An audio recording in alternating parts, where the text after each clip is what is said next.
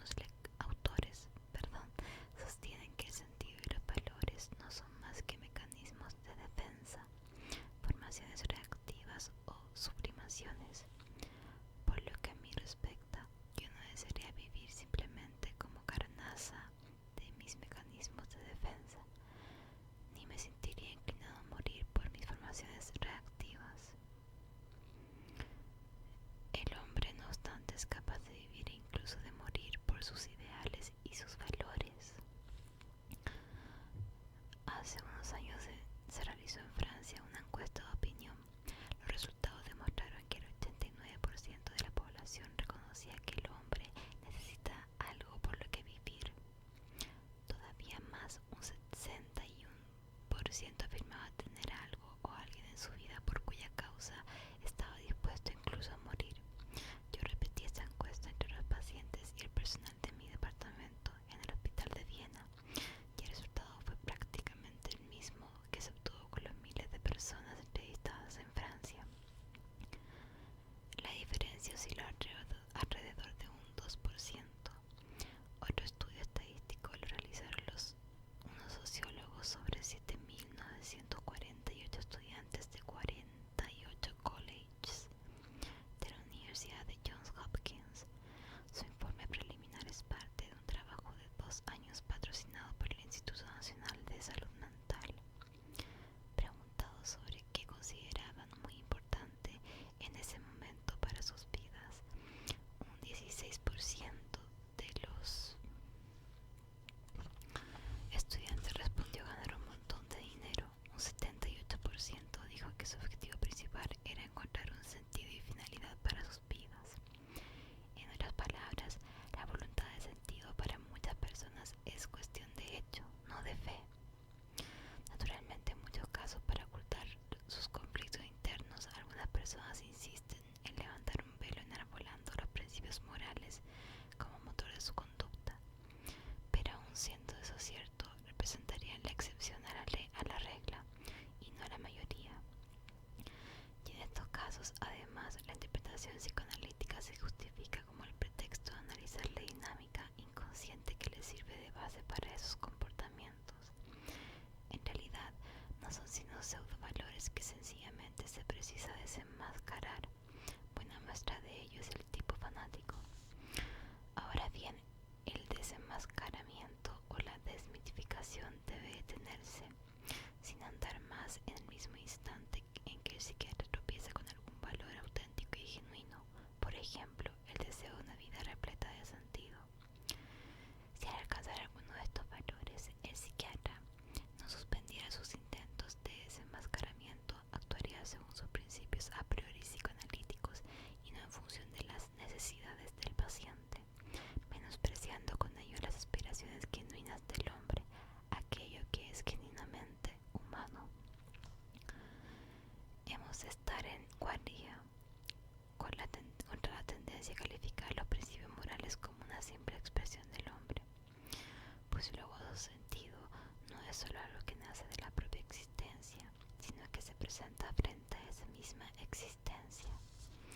Si ese sentido que espera ser consumado por el hombre no fuese otra cosa que la expresión de sí mismo, o nada más que la proyección de un espejismo, perdería de inmediato su carácter de exigencia y desafío, resultaría ineficaz para motivar o responsabilizar al hombre.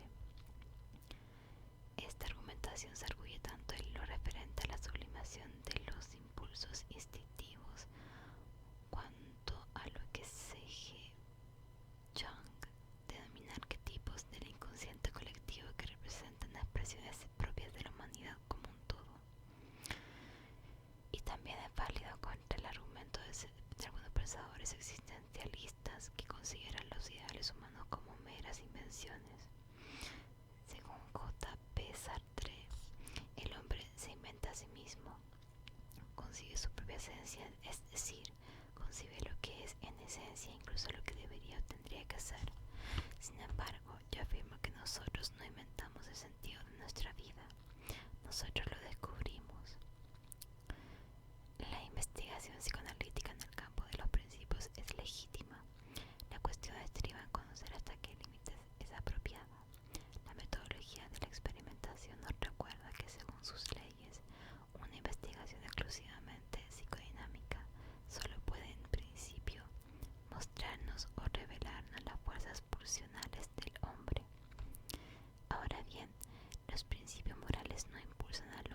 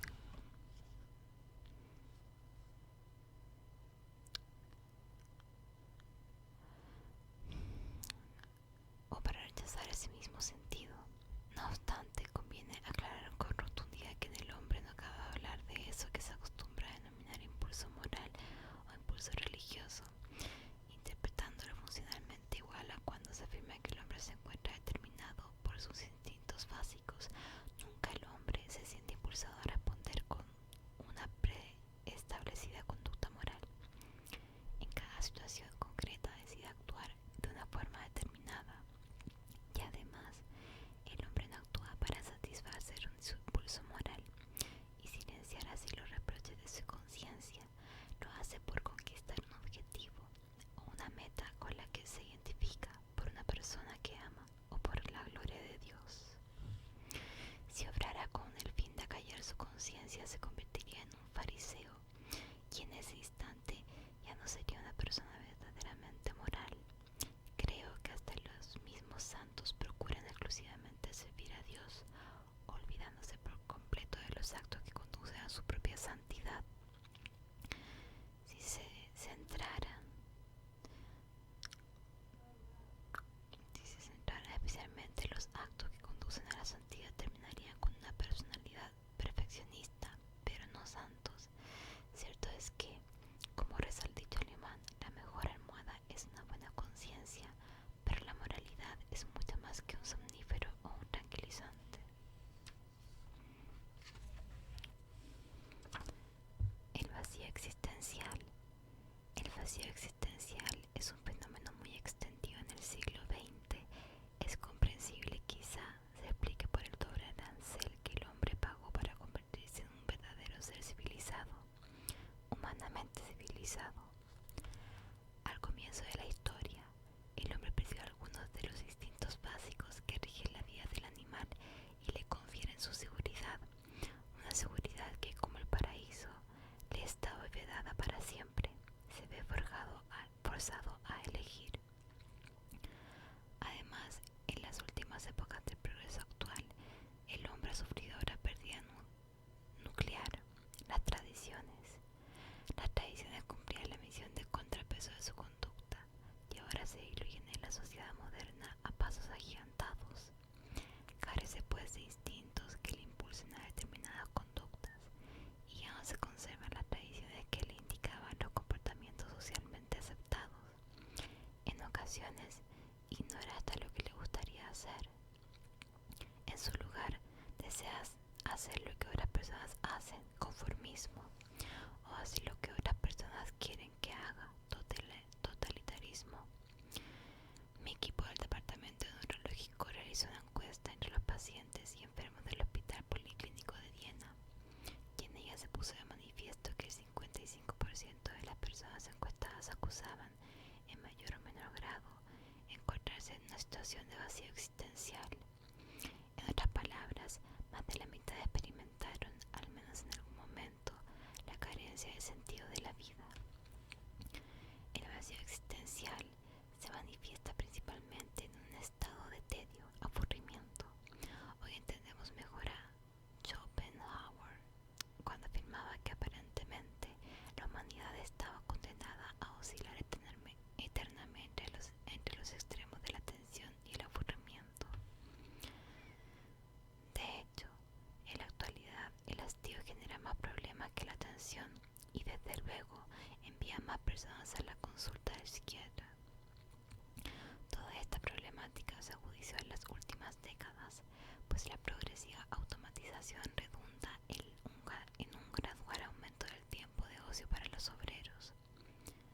La pena de este desarrollo es que quizá muchos no sepan en qué emplear este tiempo libre recién conquistado.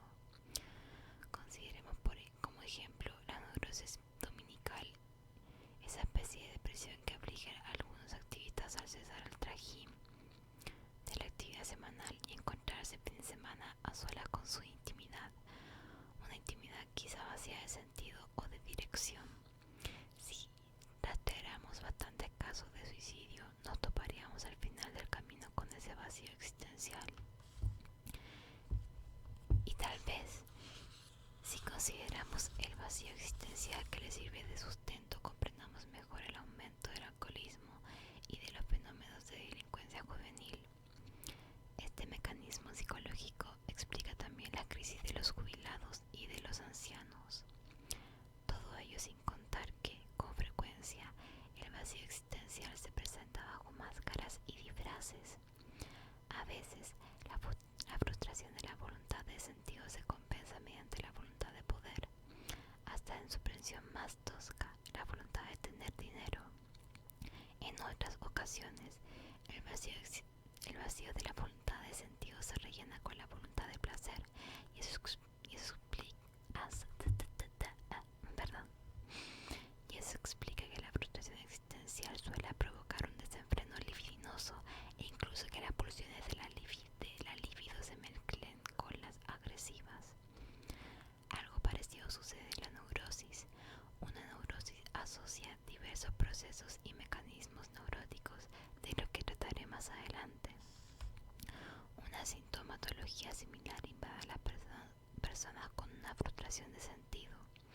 En ese vacío existencial germinan y florecen los procesos y mecanismos neuróticos. A pesar de la coincidencia sintomatológica, estos pacientes no sufren una neurosis noógena. No obstante, nunca conseguiremos que el paciente supere ese estado si no complementamos su tratamiento psicoterapéutico con la logoterapia. En efecto, la única manera para que esa persona no recaiga consiste en dotar de sentido su vacío existencial. Así pues, la logoterapia está indicada no solo en las neurosis noógenas, como ya señalamos, sino también en las psicógenas y especialmente en los casos que he denominado pseudoneurosis somatógenas. Desde esta perspectiva se justifica la afirmación que un día hiciera Magda B. Arnold: toda terapia debe ser, además, logoterapia, aunque sea en un grado mínimo. Consideremos a continuación qué podemos hacer si un paciente nos pregunta cuál es el sentido de la vida. Dudo que un médico pueda responder a esta pregunta con nociones genéricas, pues el sentido de la vida difiere de un hombre a otro, de un día a otro y de una hora a otra. Por tanto, lo que importa no es el sentido de la vida en formulaciones abstractas, sino el sentido concreto de la vida de un individuo en un momento determinado.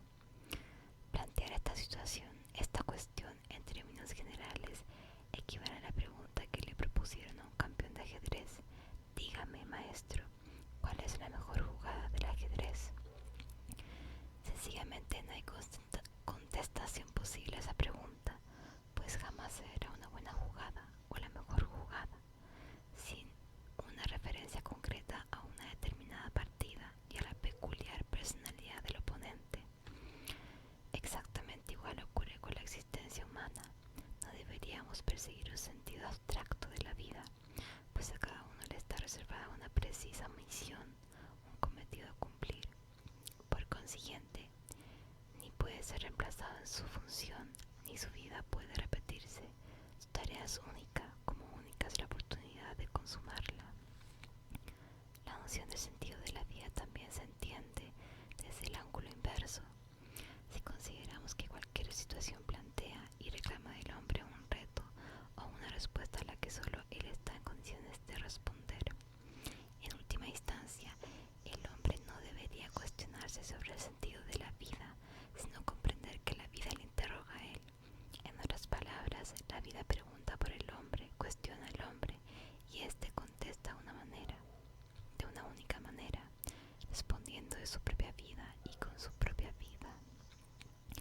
Únicamente desde la responsabilidad personal se puede contestar a la vida, de tal modo que la logoterapia considera que la esencia de la existencia consiste en la capacidad del ser humano para responder responsablemente a las demandas que la vida le plantea en cada situación particular. La esencia de la existencia. Este énfasis en la fuerza de la responsabilidad humana se refleja en el imperativo categórico de la logoterapia: obra así como si vivieras por segunda vez y la primera vez lo hubieras hecho tan desacertadamente como estás a punto de hacerlo ahora. En mi opinión, pocas estrategias estimularían más el sentido de la responsabilidad del hombre que esta máxima, pues invita a imaginar en primer lugar que el presente ya es pasado y en segundo lugar que ese pasado es factible de modificarse y enmendarse. Este precepto enfrenta al hombre con la finitud de la vida y con su finalidad personal y existencial. La logoterapia intenta que el paciente conciencia plena de sus responsabilidades personales. En consecuencia, le fuerza a elegir por qué, de qué y ante quién se siente responsable. Por eso el logoterapeuta, entre los distintos psicoterapeutas, es el menos inclinado a imponer a sus pacientes algún juicio de valor, porque jamás permitirá que una persona transfiera al médico la responsabilidad de juzgar su propia existencia. Corresponderá al paciente, por tanto, decidir si debe interpretar su existencia como una responsabilidad ante la sociedad o ante su propia conciencia. Una gran mayoría siente esa responsabilidad ante Dios. A Él deben rendir cuentas. Son las personas que no se quedan sencillamente en la tarea a cumplir, sino que vuelven a la vista hacia quien les ha encomendado esta tarea. La logoterapia no es una labor docente ni misionera. Se encuentra tan lejana del razonamiento lógico como de la exhortación moral. Intentaré explicarlo gráficamente. El papel del logoterapeuta es más parecido al de un especialista en oftalmología que al de un pintor. El pintor intenta ofrecernos una imagen del mundo tal y como él lo ve. El oftalmólogo, por su parte, pretende que veamos el mundo tal y como el mundo es.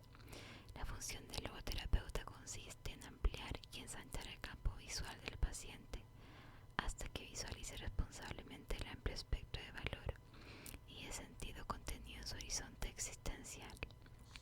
La logoterapia no necesita imponer al paciente ningún juicio de valor, ya que la verdad se impone por sí misma. Al declarar al hombre un ser responsable y capaz de descubrir el sentido concreto de su existencia, quiero acentuar que el sentido de la vida ha de buscarse en el mundo y no dentro del ser humano o de su propia psique, como si se tratara de un sistema cerrado. La misma argumentación permite afirmar que la auténtica meta de la existencia humana no se cifra en la denominada autorrealización. La autorrealización por sí misma no puede situarse como meta.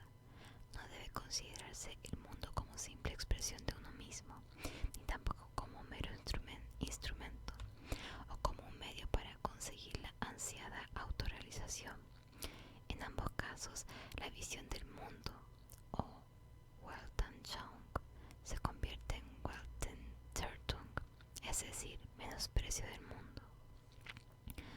A esta característica esencial del hombre la designé autotrascendencia de la existencia. Ser hombre implica dirigirse hacia algo o alguien distinto a uno mismo, o bien sea realizar un valor o alcanzar un sentido o encontrar a otro ser humano. Cuanto más se olvida de uno mismo al entregarse a una causa o a una persona amada, más se vuelve más humano se vuelve y más perfecciona sus capacidades. En efecto, cuanto más se afana el hombre por conseguir la autorrealización, más se le escapa de las manos, pues la verdadera autorrealización solo es el punto profundo del cumplimiento acabado del sentido de la vida. En otras palabras, la autorrealización no se logra a la manera de un fin, más bien como el fruto legítimo de la propia trascendencia. Ya avise que el sentido de la vida cambia continuamente, pero no cesa nunca de existir. De acuerdo con la logoterapia, podemos descubrir o realizar el sentido de la vida según tres modos diferentes: realizando una acción, acogiendo las donaciones de la existencia o por el sufrimiento. En el primer procedimiento resultan obvios los recursos necesarios para alcanzarlo. El segundo y el tercer procedimiento precisan de una cierta explicación. El sentido del amor. El segundo camino para descubrir el sentido de la vida se produce mediante la aceptación de una donación de la existencia, por ejemplo, la conmoción interior provocada por la belleza de una obra de arte o del esplendor de la naturaleza, o por sentir, por el amor, el cercano calor de otro ser humano. El amor es el único camino para arribar a lo más profundo de la personalidad de un hombre. Nadie es conocedor de la esencia de otro ser humano si no lo ama.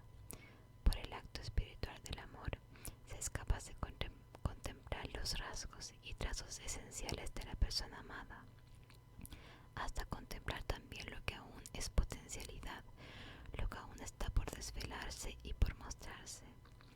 Todavía hay más. Mediante el amor, la persona que ama posibilita al amado la actualización de sus potencialidades ocultas. El que ama ve más allá y le urge al otro a consumar sus inadvertidas capacidades personales. En logoterapia, el amor no se interpreta como un mero epifenómeno de los impulsos e instintos sexuales, según el proceder del mecanismo llamado sublimación. El amor es un fenómeno tan primario como el sexo. Normalmente el sexo es una forma de expresar el amor. El sexo está justificado, incluso santificado, en la medida en que es vehículo del amor y solo en esa medida. Así el amor no se entiende como un mero efecto secundario del sexo, sino que el sexo se considera como un medio para expresar la experiencia de esa fusión absoluta y definitiva que es el amor. El sentido del sufrimiento. Y el tercer cauce para encontrarle un sentido a la vida es a través del sufrimiento. Cuando uno se enfrenta con un destino ineludible, inapelable e irrevocable, una enfermedad incurable, un cáncer terminal, etc., entonces la vida ofrece la oportunidad de realizar el valor supremo, de cumplir el sentido más profundo, aceptar el sufrimiento. El valor no reside en el sufrimiento en sí, sino en la actitud frente al sufrimiento, en nuestra actitud para soportar ese sufrimiento. Citaré un ejemplo muy claro. Un doctor en medicina general me consultó sobre la fuerte depresión que padecía. Era incapaz de sobreponerse al dolor del fallecimiento de su esposa, con quien compartió un matrimonio excepcionalmente feliz. Su esposa había muerto 2 años atrás. ¿Cómo podía ayudarle? ¿Qué decirle? Me abstuve de comentarle nada y en vez de ello le pregunté: ¿qué habría sucedido, doctor, si usted hubiera muerto primero y su esposa le hubiese sobrevivido? Bueno, dijo, para ella habría sido terrible, sufriría mucho. Ante lo cual repliqué: lo ve, doctor, usted le ha ahorrado a ella todo ese sufrimiento, pero para conseguirlo ha tenido que llorar su muerte y sobrevivirla. No dijo nada, me tomó la mano y quedamente abandonó mi consulta. El sufrimiento deja de ser sufrimiento, en cierto modo, en cuanto encuentra un sentido, como suele ser el sacrificio.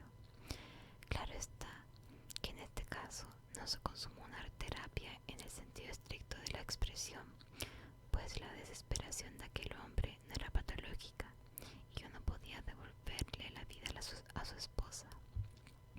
Pero sí acerté a modificar su actitud hacia su destino inevitable, de tal modo que a partir de entonces encontró un sentido a su sufrimiento. Uno de los axiomas básicos de la logoterapia mantiene que la preocupación primordial del hombre no es gozar del placer o evitar el dolor, sino buscarle un sentido a la vida. Y en esas condiciones el hombre está dispuesto hasta aceptar el sufrimiento, siempre que ese sufrimiento atesore un sentido. Pero permítaseme dejar bien sentado que el sufrimiento no es en absoluto necesario para otorgarle un sentido a la vida. El sentido es posible sin el sufrimiento o a pesar del sufrimiento. Para que el sufrimiento confiera un sentido, ha de ser un sufrimiento inevitable, absolutamente necesario. El sufrimiento evitable debe combatirse con los remedios oportunos. El no hacerlo así sería síntoma de masoquismo, no de heroísmo. La psicoterapia tradicional tiende a restaurar en la persona la capacidad para el trabajo y para disfrutar de la vida. Estos objetivos son compartidos también por la logoterapia, aunque avanza un paso más al pretender que el paciente recupere su capacidad de sufrir, si fuera necesario, y por ello encontrar un sentido al sufrimiento. En este contexto, Edith Weisskopf Johnson, profesora de psicología en la Universidad de Georgia, en su artículo nuestra actual filosofía de la higiene mental enfatiza la idea de que las personas deberían ser felices. Por ello, la infelicidad resultaría un síntoma de desajuste.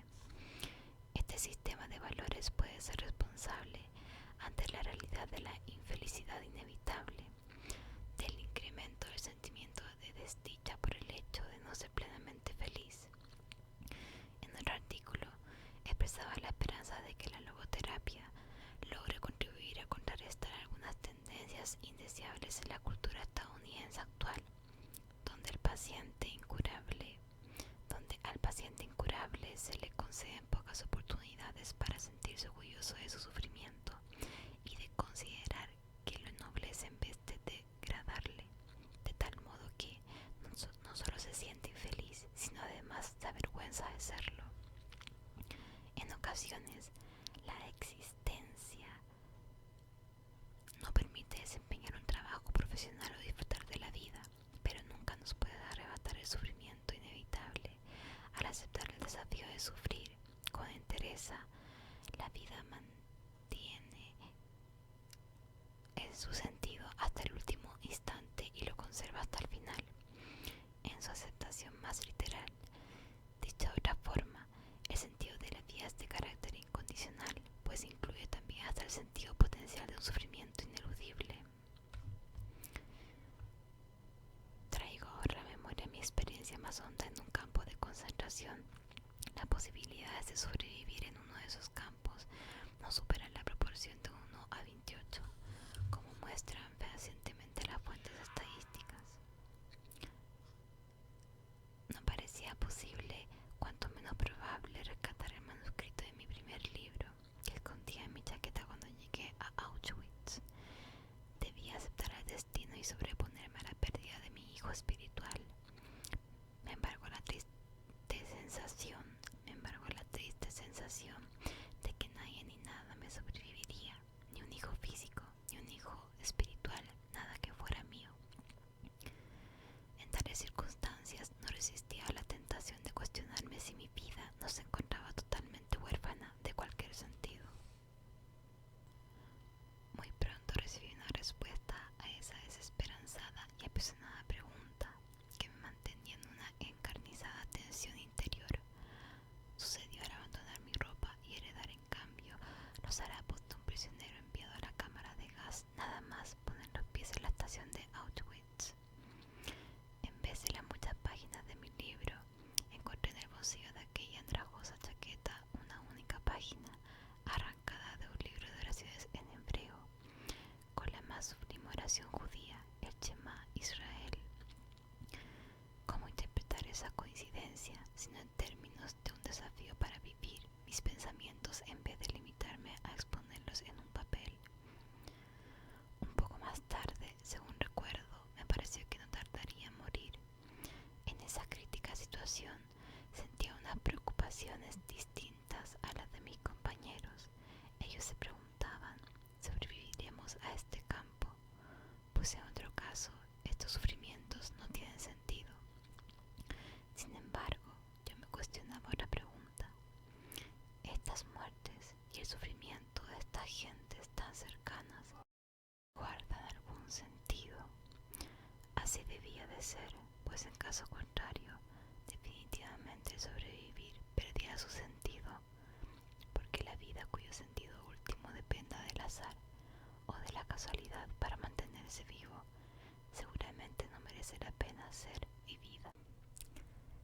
Entonces, hasta ahí hoy día llegaré con este libro, porque si no se me va a hacer demasiado largo si seguía haciendo todo la última parte que tocó del libro. Espero que le haya gustado y quería aclarar que todo lo que dice esta teoría de la logoterapia es más bien antiguo. O sea, hoy en día hay muchas otras teorías que han complementado esta acerca de todo lo que es la psicología, etcétera. Incluso yo